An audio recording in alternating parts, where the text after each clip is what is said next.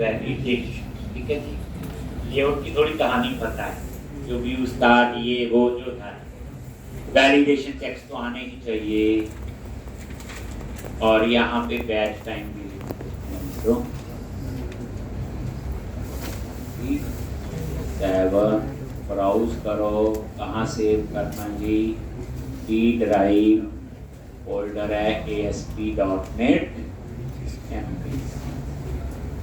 Project बनाना आता ही अब आपको, देन क्रिएट और वही MVC चूज करो, देन क्रिएट। अब आज सबसे पहले डेटाबेस बनाएंगे स्टूडेंट के लिए। डेटाबेस में होगा जो टेबल बनेगा, student ID, student name, address, age और ईमेल, ऐसा कुछ बनाएंगे। तो सबसे पहला काम है कोड फर्स्ट से डाटाबेस बनाना है एंटी फ्रेम पर। पुरानी रिवीजन थर्ड टाइम आपकी हो जाएगी।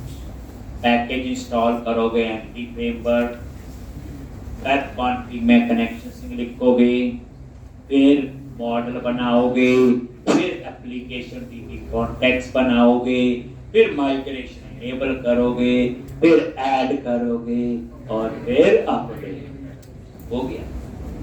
ला मैंने क्या किया, वेब कॉन्फ़िग में गया, क्या लिखा, कनेक्शन स्ट्रिंग देख, और ये देखो, तो यहां पे वेब कॉन्फ़िग में गए और यहां पे कनेक्शन स्ट्रिंग, और ये आपका कनेक्शन स्ट्रिंग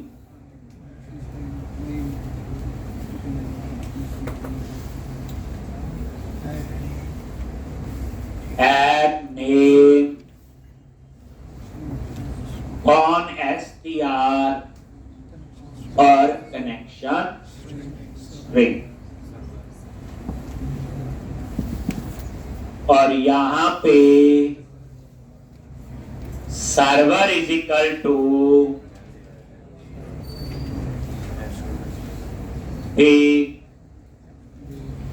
डाटाबेस सर्वर का नेम, क्या हमारा dev/SQL Express, डेटाबेस जिस नाम से डाटाबेस बना।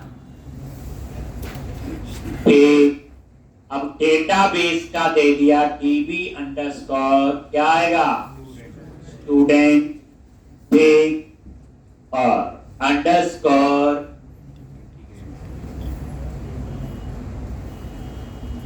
कोड फर्स्ट अंडरस्कोर 1147, कुछ भी नाम रख सकते हैं। तो डाटाबेस का नेम, सेमीकोलन, उसके बाद इंटीग्रेटेड सिक्योरिटी ट्रू, और प्रोवाइडर नेम। अभी सॉल्व मैं पहली बार में सॉल्व कर देता हूँ।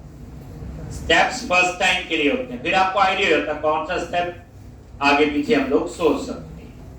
अब यहाँ पे integrated security is equal to true, इसके लिए होती बोलो, विंडोज ऑथेंटिकेशन को इनेबल करने के लिए, विंडो ऑथेंटिकेशन को इनेबल करने के लिए यूज हो।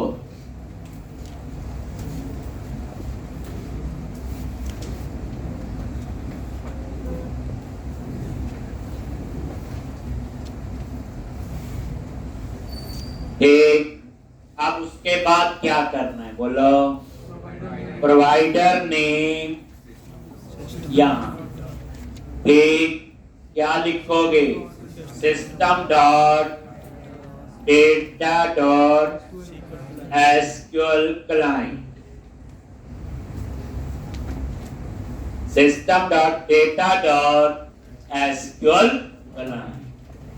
अब उसके बाद में पैकेज इंस्टॉल कर दूंगा, कौन सा, एंटिटी फ्रेमवर्क।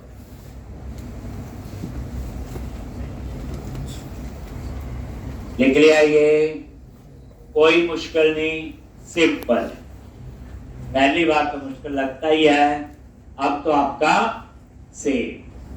अब आप लोग टूल्स पे गए, नगद पैकेज मैनेजर, देख मैंने नगद पैकेजेस फॉर सॉल्यूशन, याद है? और यहां ब्राउज पे क्लिक किया, एंटिटी फ्रेमवर्क सर्च कर लो, EF लिखा, एंटिटी फ्रेमवर्क, और यहां पे ये है वो एंटिटी फ्रेमवर्क। कहां इंस्टॉल करना है, प्रोजेक्ट सेलेक्ट कर लिया और इंस्टॉल पे क्लिक कर। आई एक्सेप्ट, ये आपका फ्रेमवर्क इंस्टॉल हो जाना चाहिए। इंस्टॉल हो गया, ठीक। तो अब आपने देखना है कि नहीं हुआ है कि नहीं। कहां देखोगे, बोलो? ठीक, यहां पे एक फाइल है packages.config, और उसमें ये एंटिटी फ्रेमवर्क आ। चीज पता भी हो ना तो भी देख लो, अच्छी आदत है। अब उसके बाद क्या करोगे, मॉडल बनाएंगे। तो मॉडल्स पे राइट क्लिक किया, ऐड क्लास, मॉडल्स फोल्डर पे, और क्लास का नाम क्या रखेंगे, पहले एम्प्लॉय था, अब स्टूडेंट, और ये student.cs नाम से ये एक फाइल बन जाए। और ये स्टूडेंट क्या कॉलम हम लोग लेंगे, फ्रॉम, टैब प्रेस किया, और ये क्या आएगा, ID, that is student ID. इसी तरह से फ्रॉम, टैब प्रेस किया, स्ट्रिंग नेम, स्टूडेंट नेम, एक। इसी तरह से फ्रॉम, टैब प्रेस किया, स्ट्रिंग और एड्रेस। इसी तरह से फ्रॉम, इन, एज। इसी तरह से फ्रॉम, स्ट्रिंग, ईमेल आपने ली, ठीक है जी।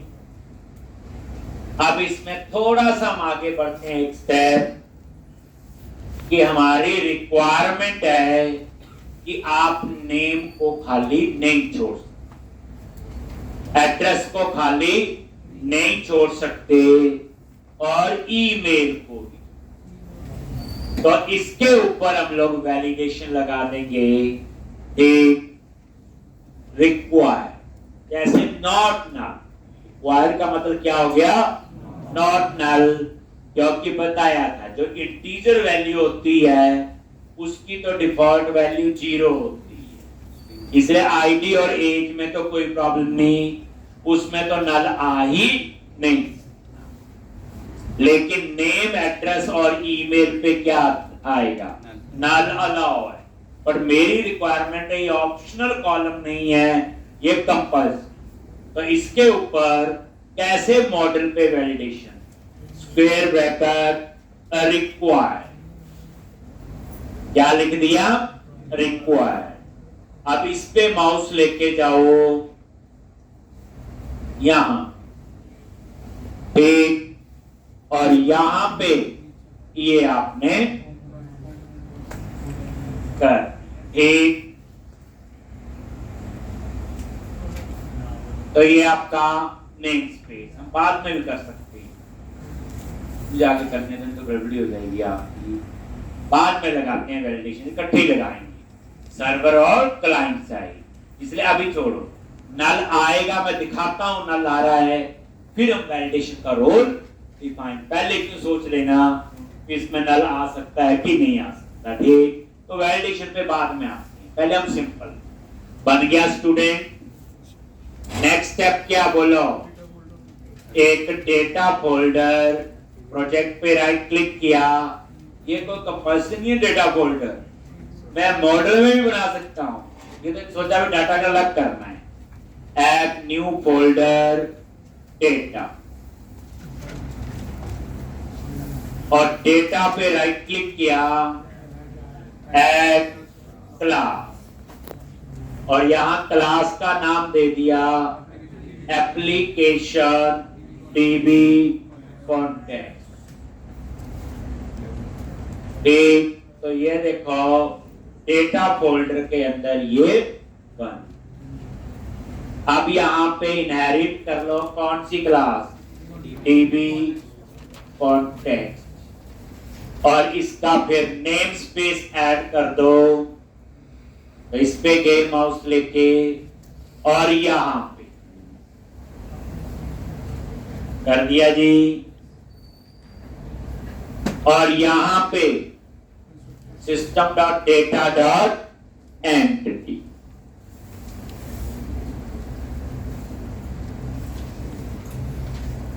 system.data.entity ठीक और यहां पे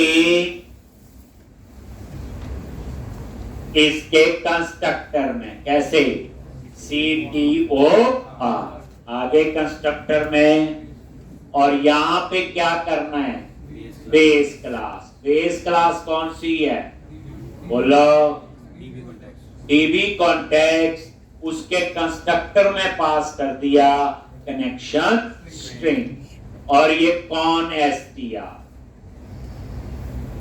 और यहां पे जो मॉडल आप बनाना चाहते हो तो यहां पे डीबी सेट उसके अंदर आपने ये पास कर ठीक, लेकिन ये हेल्प में नहीं आ रहा है तो इसका नेम स्पेस ऐड कर दो और ये ऐड हो और यहां पे स्टूडेंट्स मैंने सेलेक्ट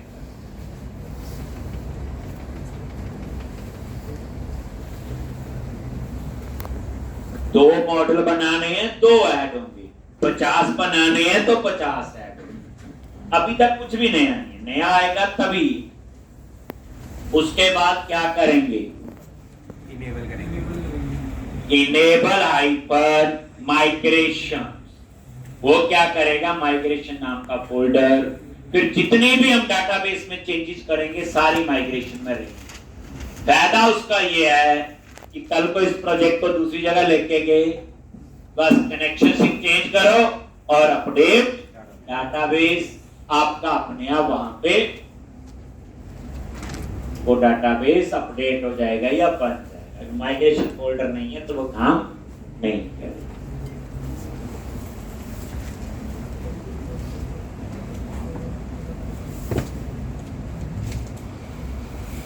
ठीक है जी,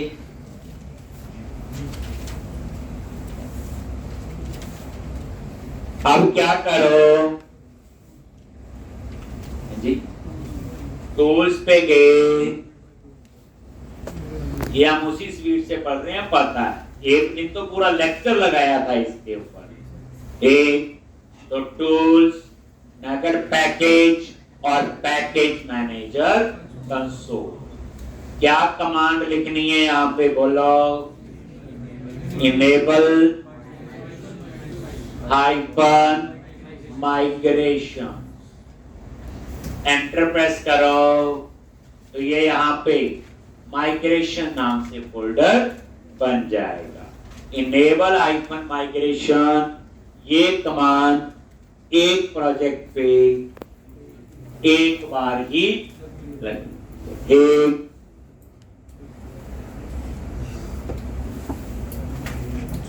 तो यहां पे माइग्रेशन फोल्डर बन।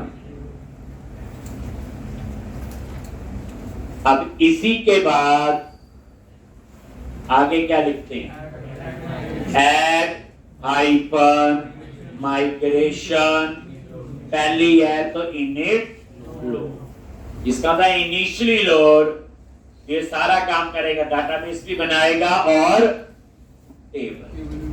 तो इनिट लोड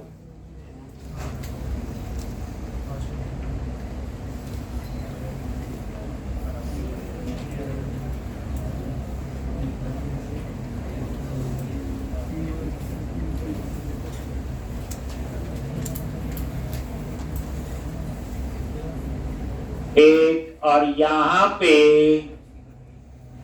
ये देखो इनेट load create table DBO dot student और ये देखो आईडी नल लेवल फॉल्स क्योंकि इंटीजर में नल नहीं आता और आइडेंटिटी कॉलम है तो ये ऑटो जनरेट हो नेम में नल आ जाएगा क्योंकि नल लेवल फॉल्स नहीं है तो स्ट्रिंग में नल आ सकता है एड्रेस उसमें भी आ जाएगा एज में नहीं आएगा मैंने तो नहीं बोला क्योंकि एज की डाटा टाइप क्या हुआ है इंटीजर में नल नहीं आता ईमेल में आ सकता है और क्या किया प्राइमरी की बना दिया आईडी अब उसके बाद यहां पे क्या लिखना है अपडेट हाइफन डेटा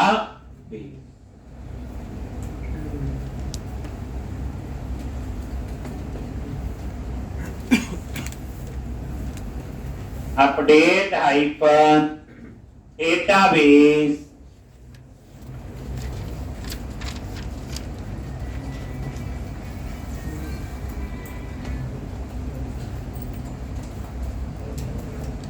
एक अपडेट हाइफन डेटाबेस ठीक है अब यहां पे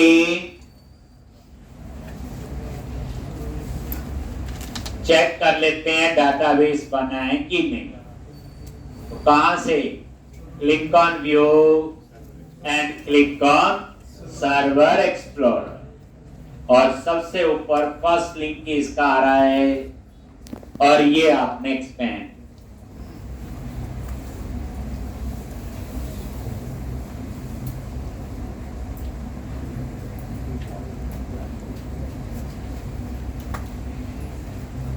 एक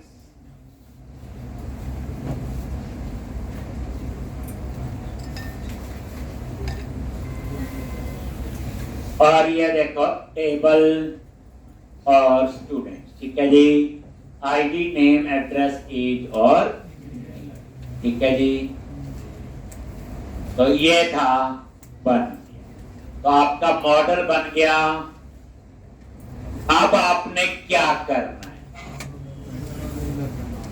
एक अब आपने कंट्रोलर बनाना है एक ये लॉजिक कंट्रोलर भी आता है स्टूडेंट बनाना है तो कंट्रोलर पे राइट क्लिक करो ऐड कंट्रोलर और MVC5 कंट्रोलर एम्पटी और यहां पे चूज करो स्टूडेंट और ये आ जाएगा स्टूडेंट कंट्रोलर ठीक तो ये आपका कंट्रोलर बन जाएगा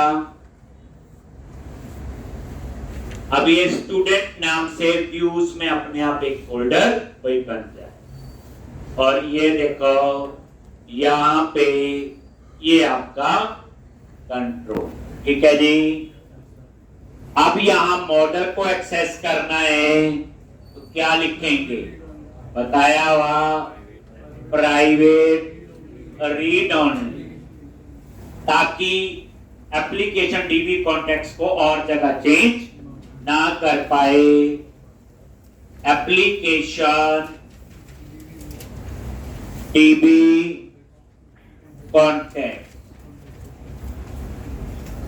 टाइप का वेरिएबल तो इसका नेम स्पेस कोई डेटा फोल्डर के अंदर है ऐड हो ठीक अब मैंने बताया था read only member read only होते हैं बट एक जगह चेंज हो सकते हैं कहां पे क्लास के कंस्ट्रक्टर में तो context is equal to new application DB context same कहानी जो हमने पहले लिखी ठीक